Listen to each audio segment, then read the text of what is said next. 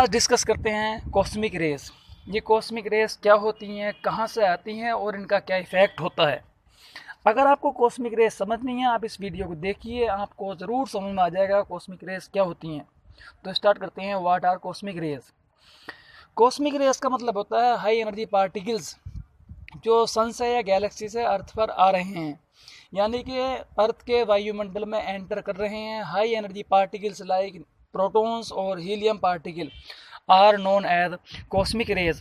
तो आपको याद रखना है, गैलेक्सी से या सन से आने वाले हाई एनर्जी पार्टिकल्स जिसकी एनर्जी 10 की पावर 10, 9, 15 और 20 इलेक्ट्रॉन वोल्ट है और जो एटमॉस्फेयर में एंटर करते हैं उनको हम कहते हैं कॉस्मिक रेज। तो मुझे उम्मीद है आपको कॉस्मिक रेज क्या होता है समझ में आ गया होगा। एक बार फिर से रिपीट करते हैं। गैलेक्सी से या मिल्की से या सन से आने वाली high energy particles like protons, alpha particle are known as cosmic raise.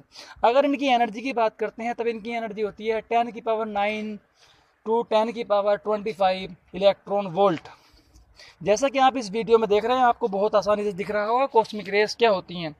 On the basis of energy cosmic rays two type की होती हैं, primary cosmic rays and secondary cosmic rays. Primary cosmic rays वो होती हैं जो सन से या Galaxy से आती हैं और वायुमंडल में या एटमॉस्फेयर में एंटर करती हैं और वो अर्थ तक पहुंच जाती हैं, उनको तो हम कहते हैं कॉस्मिक प्राइमरी रेज। और जो रेज गैलेक्सी से या सन से आती हैं और आने के बाद में वो ऑक्सीजन और नाइट्रोजन के मॉलिक्यूल से कोलाइड करती हैं एटमॉस्फेयर में, और वहाँ पर जो रेज बनती हैं उनको हम कहते हैं सेकेंडरी रेज। यानी कि डायरेक्टली आने वाली सन से या फिर गैलेक्सी से जो एटमॉस्फेयर में एंटर कर जाती हैं और अर्थ तक पहुँच जाती हैं उनको तो हम कहते हैं प्राइमरी, यानी कि डायरेक्टली आने वाली रेज। और बेसिकली होता क्या है, ये प्राइमरी रेज आती हैं तो यहाँ पर क्या होता है, कुछ रेज अर्थ के एटमॉस्फेयर में नाइट्रोजन और ऑक्सीजन बहुत ज़्यादा है, इनसे कोलाइड करने के बाद में नई रेज बनती हैं, इनको कहते हैं हम सेकेंडरी रेज। तो याद रखेंगे on the basis of collision cosmic rays two type की होती हैं, प्राइमरी जो डायरेक्टली आती हैं और सेकेंडरी जो कोलिजन से बनती हैं। कोलिजन करने के बाद में वहाँ पर जो नई रेज मिलती है उनको बोलते हैं हम सेकेंडरी रेज। जैसा कि आपको यहाँ पर दिख रहा है, गैलेक्सी से आने वाली रेज अर्थ पर पहुंचती हैं, दैट मीन्स प्राइमरी रेज। और उन रेज से कुछ रेज क्या करती हैं, कोलाइड करती हैं, टक्कर करती हैं। किससे टक्कर करती हैं? ऑक्सीजन और नाइट्रोजन के मॉलिक्यूल से, और यहाँ पर नई रेज मिलती हैं, उनको कहते हैं हम सेकेंडरी कॉस्मिक रेज। तो हमने यहाँ पर पढ़ा कॉस्मिक रेज टू टाइप की होती हैं। अब इनकी नेचर के आधार पर यहाँ पर हम इनको क्लासीफाई करते हैं। जैसे बात करते हैं यहाँ पर, अगर कोई कॉस्मिक रेज का एक पार्टिकल या फिर एक कॉस्मिक रेज किसी नाइट्रोजन या ऑक्सीजन के एटम से या मॉलिक्यूल से टक्कर करने के बाद में, कोलिजन करने के बाद में यहाँ पर बहुत सारी रेज मिलते हैं, तब उसको हम बोलते हैं एयर शॉवर। जैसा कि आप यहाँ पर देख रहे हैं, बहुत सारी रेज मिली, एयर शॉवर, यानी कि यहाँ पर बहुत सारी रेज किसी एक ही पार्टिकल से। और याद रखेंगे, अगर कोई हैवी कॉस्मिक रेज यानी कि जिसकी एनर्जी बहुत ज़्यादा है, अगर वो एटमॉस्फेयर में एंटर करता है और नाइट्रोजन और ऑक्सीजन के मॉलिक्यूल से कोलाइड करता है, तब यहाँ पर क्या होता है, बहुत सारी कॉस्मिक रेज निकलती हैं, सेकेंडरी कॉस्मिक रेज।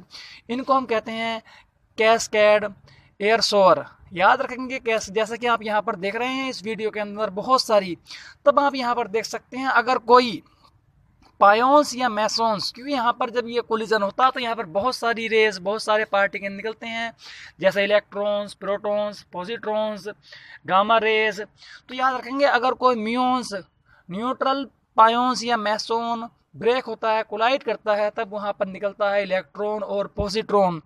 तो आपको, मुझे उम्मीद है, बहुत अच्छे समझ में आया होगा कि एटमॉस्फेयर में कितनी घटनाएं होती हैं और कैसे होती हैं। यानी कि जब कॉस्मिक रेज एटमॉस्फेयर में एंटर करती हैं तो वहाँ पर बहुत सारे नए पार्टिकल्स वहाँ पर क्या होते हैं, क्रिएट होते हैं, और बहुत सारे पार्टिकल्स वहाँ पर क्या होते हैं, डिस्ट्रॉय होते हैं। यानी कि इस एटमॉस्फेयर में एनालिसिस और क्रिएशन चलता रहता है, यानी कि पार्टिकल का बनना और टूटना।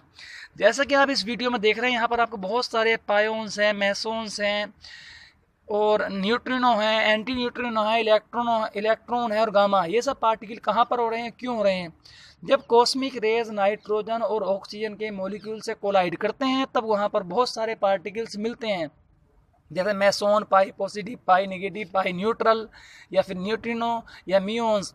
तो आपको यहाँ पर दिख रहा है कि जो सन से कॉस्मिक रेज आती हैं वो किस तरीके से आती हैं, और याद रखना ये मैग्नेटिक फील्ड में इफेक्ट भी होती हैं।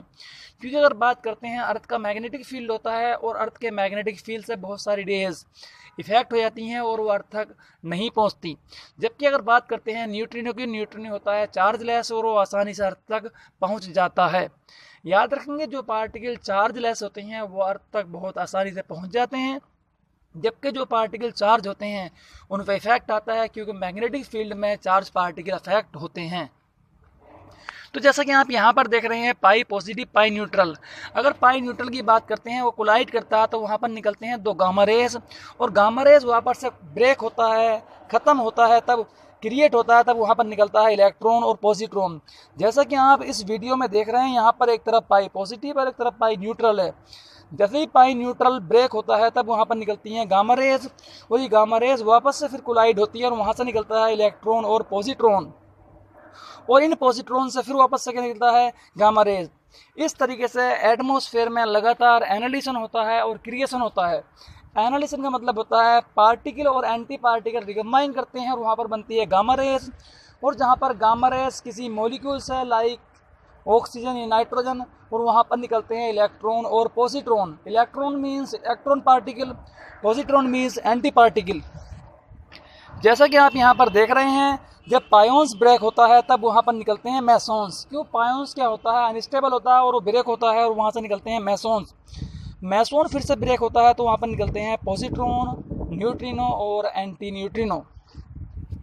तो याद रखेंगे इस एटमॉस्फेयर में बहुत सारे नए पार्टिकल क्रिएट होते हैं और डिस्ट्रॉय होते हैं, यानी कि बनते हैं और ख़त्म हो जाते हैं। जब भी पार्टिकल और एंटी पार्टिकल रिकम्बाइन करते हैं, वहाँ पर ऑलवेज गामा यानी कि एनर्जी निकलती है in the form of photon, like gamma rays, X raise.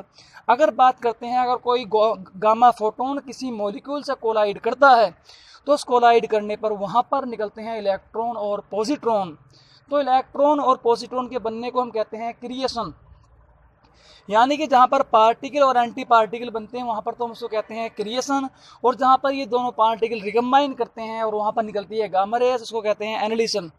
जैसा कि आप इस वीडियो में देख रहे हैं, तो यहाँ पर ये बहुत सारे पार्टिकल इस एटमॉस्फेयर में बनते हैं और ये सभी किसी के रीजन से होते हैं। तो याद रखेंगे ये सब के सब होते हैं cosmic rays. Once again I repeat, cosmic rays क्या होते हैं, बहुत हैवी एनर्जी के पार्टिकल्स होते हैं जो सन से या फिर गैलेक्सी से अर्थ एटमॉस्फेयर में आ रहे हैं, और ये लगातार कोलाइड करने पर बहुत सारे पार्टिकल्स हमको मिलते हैं। अगर इन पार्टिकल्स की बात करते हैं तो ये होते हैं electrons, neutrons, positrons, neutrino, anti neutrino, और बात करते हैं पायोन्स, मेसोन, पाई पॉजिटिव, पाई नेगेटिव। जैसा कि आप यहाँ पर देख रहे हैं ये रेस मुड़ रही हैं, तो अर्थ का जो मैग्नेटिक फील्ड है वो चार्ज रेस को मोड़ देता है, जबकि जो चार्ज लेस होते हैं, जिनके पास चार्ज नहीं होता, वो अर्थ तक आसानी से पहुँच जाते हैं। मुझे उम्मीद है आपको ये कॉस्मिक रेस बहुत अच्छे से समझ में आ गई होंगी। अगर नहीं आई तो आप एक बार इस वीडियो को फिर से देख सकते हैं और मेरे लेक्चर को बहुत अच्छे से सुनेंगे।